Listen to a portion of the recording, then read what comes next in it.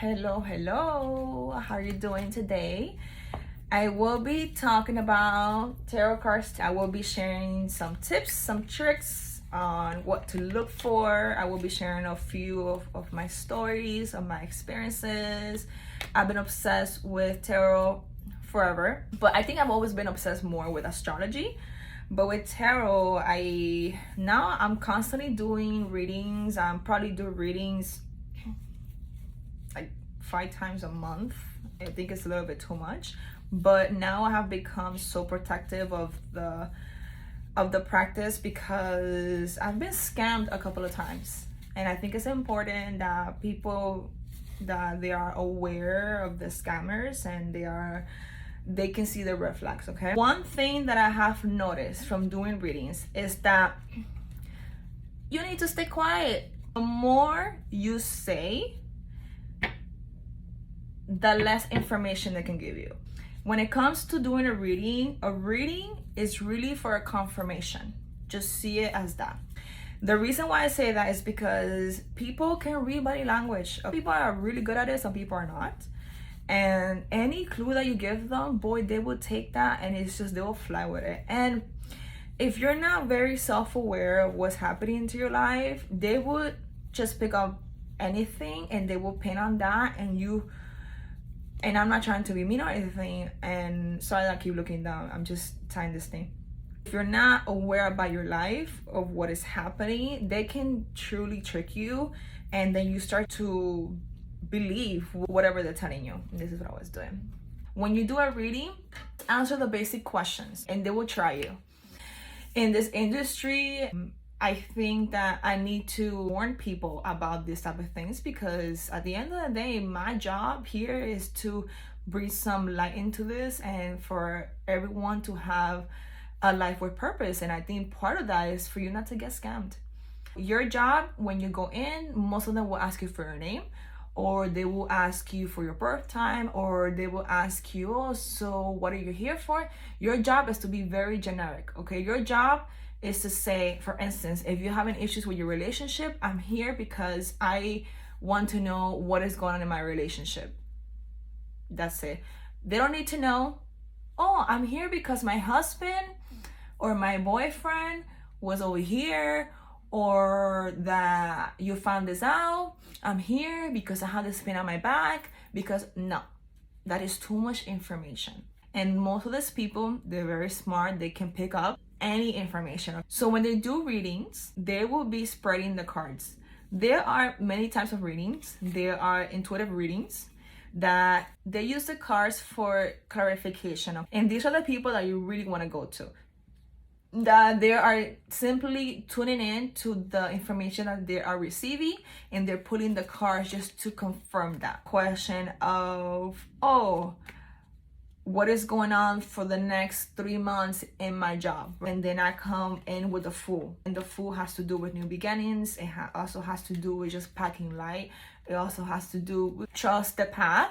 Reader will tell you, oh, I see here that new beginning coming up, or there's a journey, or sometimes you just have to trust it, and that's the way that they are confirming what is happening. Of course, they go ahead and pull more and the information from the cards, and their job is to explain to you in the best way what the cards are saying. That's another reading. Another way that they often do it is through using spirits.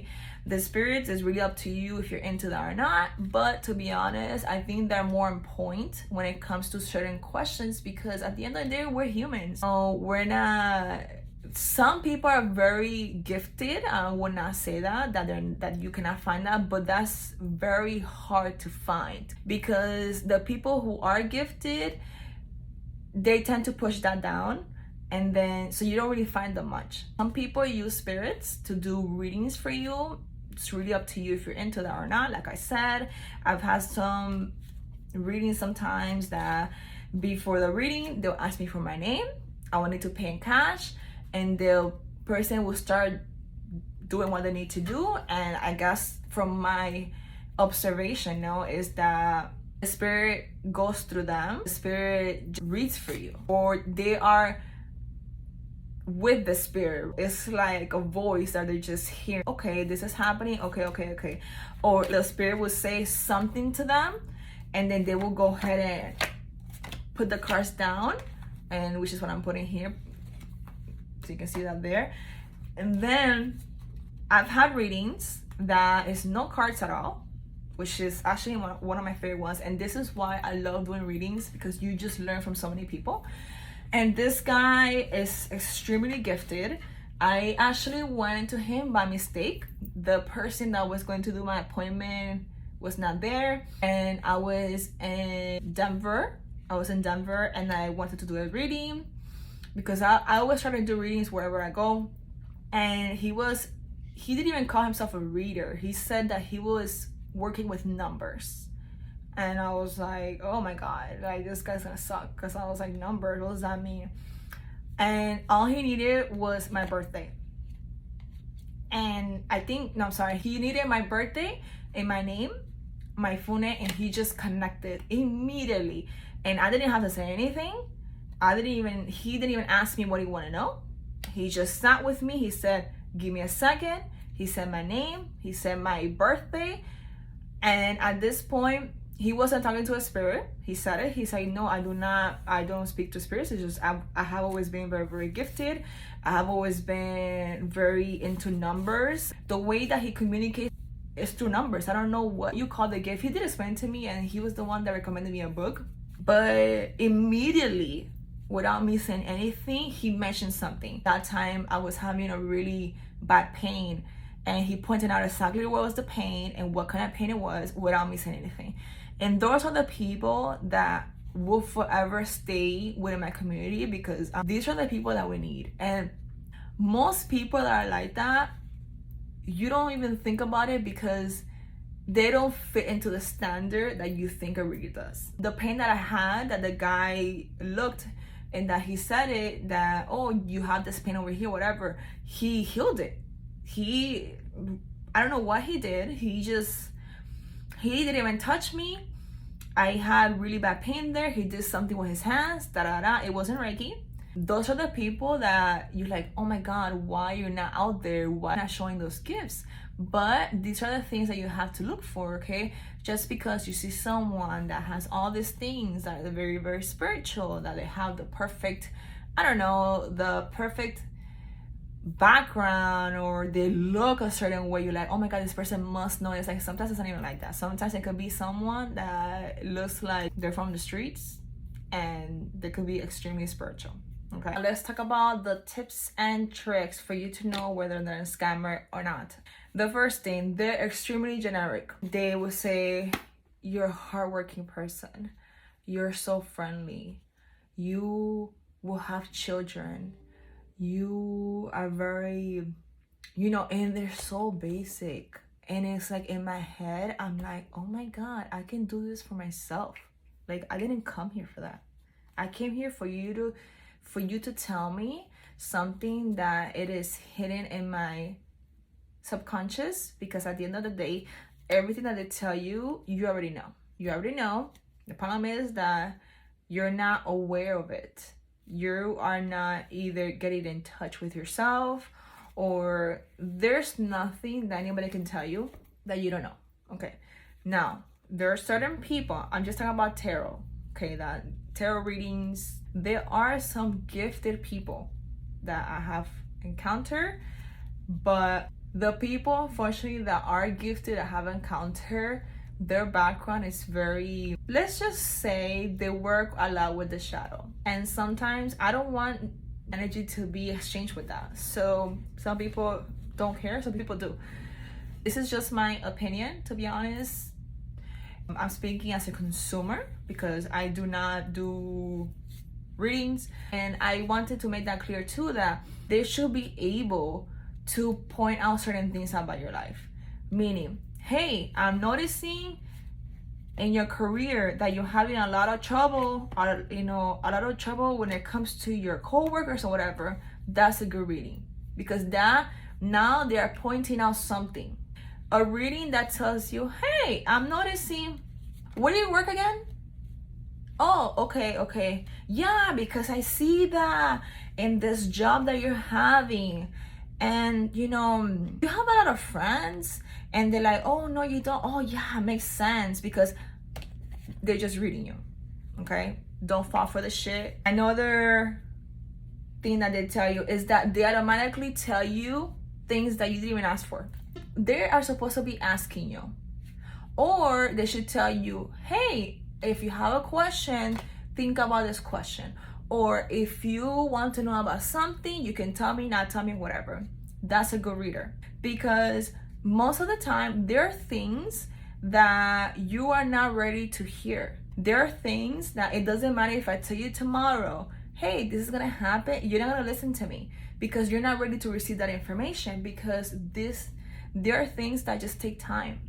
And unfortunately, that's a part that some readers don't understand. Some readers, they get very cocky, and their ego gets in the way, and they think, no, this is happening in your life, and you have to do something about it. And you're like, no, it's not happening. You're like, no, yes it is, because I see it here, and you're like, what? Like, you are not ready to receive that information. Okay, my opinion, once again, because this is the internet, I think a good reader should have conduct that is like, okay, what do you want to know? And if you don't want to tell the person, that's fine. Think about it, do the reading, and then ask the person, hey, does this answer your question? Because this is what I'm seeing. And that's when you start talking about it.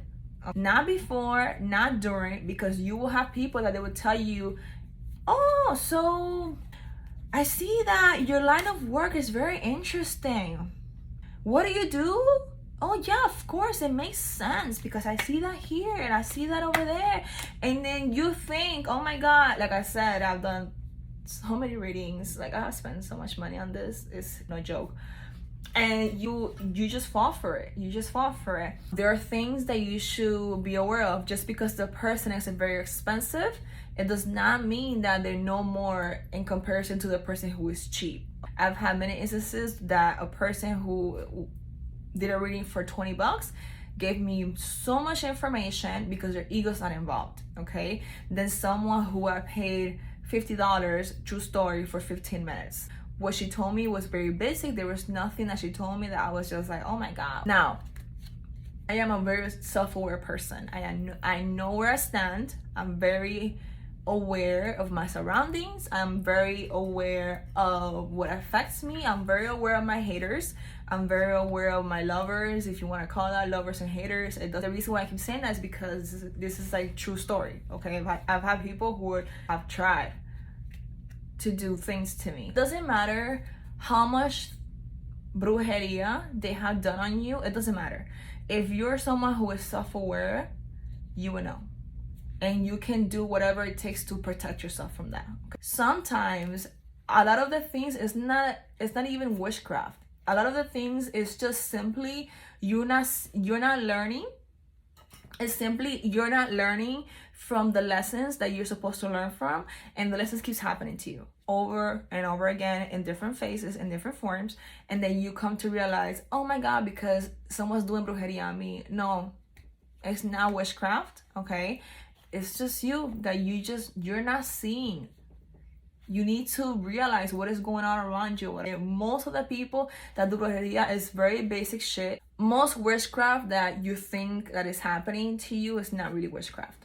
It's just you that you're not learning from your lessons, and unfortunately the lessons will keep appearing in your life over and over again until you freaking realize, like, okay, I got the lesson, now can we move on from it? And then that's when things just change. Things to be aware of course, is that it doesn't matter what they tell you, you have free will. And like I said before, see any type of reading that you do, any spiritual reading, as a confirmation or as a possibility.